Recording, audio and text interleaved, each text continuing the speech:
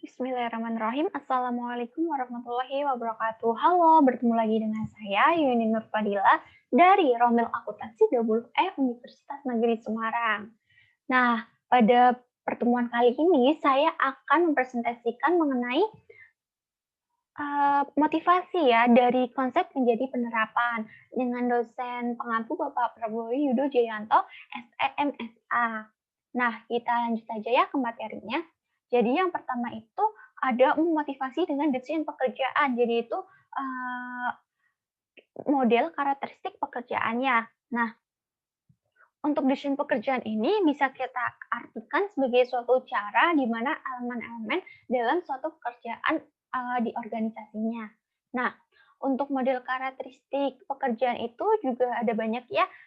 Model karakteristik tentunya mempunyai arti. Nah, kita bisa mengartikan sebagai suatu model yang bisa mengusulkan bahwa suatu pekerjaan itu dapat digambarkan dalam bentuk 5 dimensi utama pekerjaan, yaitu yang pertama ada keahlian yang bervariasi. Nah, pada keahlian yang bervariasi ini, kita itu bisa dalam kondisi, pekerjaan yang memerlukan aktivitas berbeda yang bervariasi, sehingga para pekerja itu bisa menggunakan keahliannya dan bakat yang terspesialisasinya. Yang kedua ada identitas tugas. Jadi itu, suatu pekerjaan yang memerlukan penyelesaian secara keseluruhan dan mereka juga dapat mengidentifikasi, hasil kerjanya sendiri. Yang ketiga ada signifikansi tugas. Jadi itu, di mana suatu pekerjaan itu bisa mempengaruhi, kehidupan atau pekerja orang lain. Yang keempat ada kemandirian. Nah, kemandirian ini, di mana pekerja itu bisa memberikan kebebasan, independensi, dan keleluasan dalam menjadwalkan pekerjaan dan menentukan prosedur untuk melaksanakannya. Yang kelima itu ada umpan balik. Nah, pada umpan balik ini, pelaksanaan aktivitas kerja itu bisa menghasilkan informasi secara lanjut dan jelas dengan kriterianya masing-masing. Selanjutnya ada bagaimana sih pekerjaan itu dapat didesain ulang. Jadi itu yang pertama kita bisa rotasi pekerjaan. Nah, pada rotasi pekerjaan ini terdapat pergeseran pekerjaan secara berkala dari satu tugas ke tugas yang lainnya, yaitu dengan cara keahlian kita yang sama pada level organisasi yang sama pula. Nah, kita juga bisa mengurangi kebosanan ya, dan meningkatkan motivasi, memberikan pemahaman kepada para pekerja apakah mereka itu bisa memberikan kontribusi bagi organisasi lainnya. Nah, yang kedua ada pengayaan pekerjaan. Nah, untuk pengayaan pekerjaan ini, mereka itu bisa memperluas pekerjaannya dalam cara meningkatkan keadaan di mana pekerja itu bisa mengendalikan perencanaan, pelaksanaan, dan evaluasi kerjanya. Nah, untuk tugas-tugas tersebut mereka bisa menggabungkan tugas-tugasnya, membentuk unit kerja yang alamiah, memperluas pekerjaan secara vertikal, dan mereka juga bisa membuka sarana umpan balik mereka. Selanjutnya ada desain pekerjaan relasional. Nah, jadi desain pekerjaan relasional ini mereka bisa merancang ulang pekerjaan dengan dasar teori karakteristik pekerjaan. Nah, mereka itu juga akan cenderung membuat pekerjaan menjadi lebih motivasi orang-orang secara intrinsik. Yang kedua juga mereka bisa menghubungkan dengan lebih baik para pekerjanya itu dengan penerima manfaat dari pekerja mereka. Yang ketiga, manajer juga bisa ya meningkatkan para pekerja secara langsung dengan para penerima manfaatnya. Selanjutnya ada alternatif pengaturan pekerja. Nah, di sini terbagi menjadi tiga, ada flex time, pembagian kerja, dan bekerja jarak jauh. Nah, pada flex time ini, mereka itu bekerja pada jam kerja yang fleksibel. Jadi itu mereka bisa mendapatkan penurunan ketidakhadiran, meningkatkan produktivitas, menurunkan biaya lembur, menurunkan kebencian kepada manajemen, dan juga mereka bisa menghilangkan kemalasan, meningkatkan kemandirian dan tanggung jawabnya sendiri.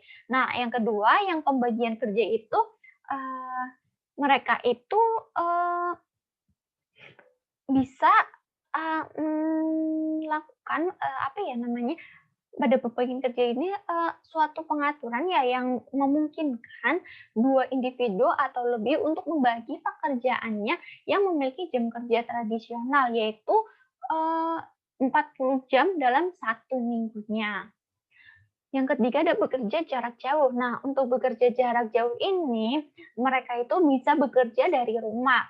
Ya minimal mereka itu, bisa bekerja 2 hari dalam seminggunya, yaitu dengan menggunakan komputer yang terhubung dengan kantor perusahaannya.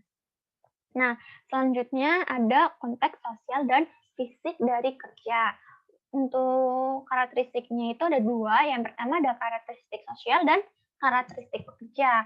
Nah, untuk karakteristik sosial ini mereka itu mendapat dukungan sosial yang bisa memberikan para pekerja itu, pada kesempatan untuk bisa menjelaskan peranan kerjanya dan seberapa baiknya mereka dalam bekerja. Nah, mereka juga mendapatkan dukungan juga, bisa memberikan para pekerja itu kesempatan yang lebih besar untuk memperoleh panduan mengenai kerja mereka sendiri. Nah, untuk karakteristik pekerjaan, ini juga ada 2 ya. Yang pertama, mereka itu juga memiliki konteks kerja yang mempengaruhi kepuasan kerjanya sendiri.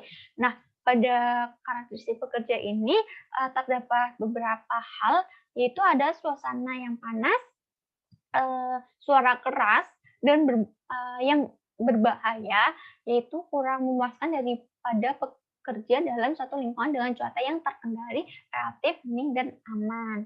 Nah, selanjutnya juga ada keterlibatan kerja. Keterlibatan pekerja. Jadi itu, mereka itu bisa berpartisipasi, yaitu dengan cara menggunakan input pekerja untuk meningkatkan komitmen mereka kepada kesuksesan organisasinya. Nah, untuk contoh-contoh program keterlibatan pekerja ini ada manajemen partisipatif dan ada partisipasi representatif. Jadi itu, pada manajemen partisipasi ini, para bawahan ya bisa berbagi derajat kekuasaannya dalam pengambilan keputusan yang signifikan, yaitu dengan para atasannya langsung. Nah, sedangkan pada partisipasi representatif ini, mereka atau para pekerja itu bisa berperan serta dalam pengambilan keputusan, pada organisasinya, yaitu melalui sekelompok kecil yang representatif pekerjaannya.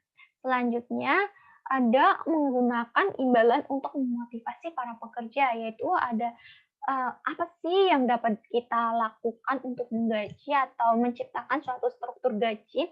Jadi itu, beberapa organisasi ada yang lebih memilih untuk membayar gaji di atas pasaran. Jadi itu mereka, akan ketinggalan pasar karena mereka tidak dapat mengusahakan untuk membayar gaji sesuai dengan tingkat pasarnya, atau mereka juga akan bersedia ya untuk menanggung biaya pembayaran gajinya itu sesuai dengan tingkat pasar. Ada juga organisasi yang bersedia untuk menanggung biaya pembayaran gaji di bawah pasarnya. Nah, selanjutnya ada juga bagaimana menggaji atau, ketika kita itu bisa memberikan imbalan kepada para pekerja itu melalui program pembayaran gaji yang bervariabel. Nah, pada program gaji yang bervariabel ini bisa kita artikan sebagai pembayaran gaji yang, mendasarkan pada porsi gaji pekerja, yaitu pada beberapa individu, atau ukuran kinerja organisasinya. Nah, untuk tipe program pembayaran gaji bervariabel itu ada banyak ya. Yang pertama itu ada pembayaran gaji berdasarkan hasil kerja. Jadi itu, pembayaran gaji ini, para pekerja itu akan dibayar dalam jumlah yang tetap atas setiap unit produksi yang diselesaikannya. Nah, yang kedua pembayaran gaji berdasarkan prestasi. Jadi itu pembayaran gaji yang didasarkan pada peringkat penilaian kinerjanya. Yang ketiga ada bonus. Nah, untuk bonus ini, mempunyai rencana ya, yaitu rencana pembayaran gaji yang bisa kita berikan, imbalan kepada para pekerja atas kinerja terkini dan bukan riwayat pekerjanya. Nah, untuk yang keempat ada pembayaran gaji berdasarkan keahliannya. Jadi itu pembayaran gaji yang menetapkan level gaji, di mana hal tersebut itu atas dasar beberapa banyak keahlian yang para pekerja itu miliki atau berapa banyak pekerja itu dapat mereka kerjakan.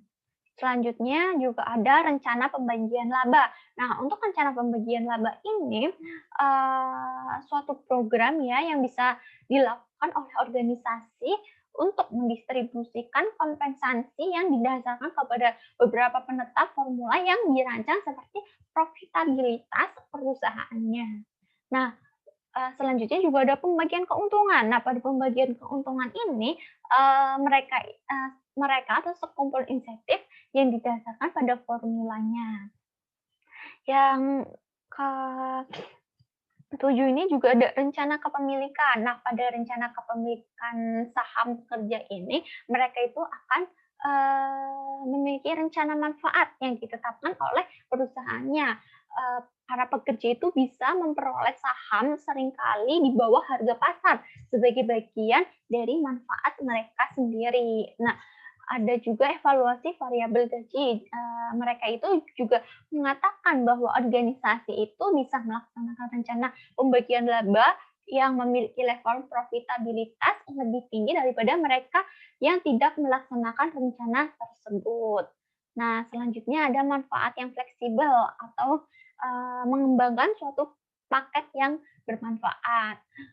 Nah, untuk manfaat yang fleksibel ini kita bisa mengindividualisasikan imbalan dengan memungkinkan para pekerja itu untuk memilih paket kompensasi yang sangat memuaskan kebutuhan dan situasi mereka sendiri pada saat ini. Nah, untuk selanjutnya juga ada imbalan intrinsik, yaitu program penghargaan pekerja. Jadi itu pada program penghargaan pekerja ini berkisaran dari ucapan terima kasih yang dilakukan dengan spontan dan cara pribadi hingga program formal yang ini tuh bisa dipublikasikan secara luas. Sekian dari saya, apabila banyak perkataan yang salah atau tutur kata saya yang salah, saya mohon maaf. Wabillahi taufiq wal hidayah. Wassalamualaikum warahmatullahi wabarakatuh.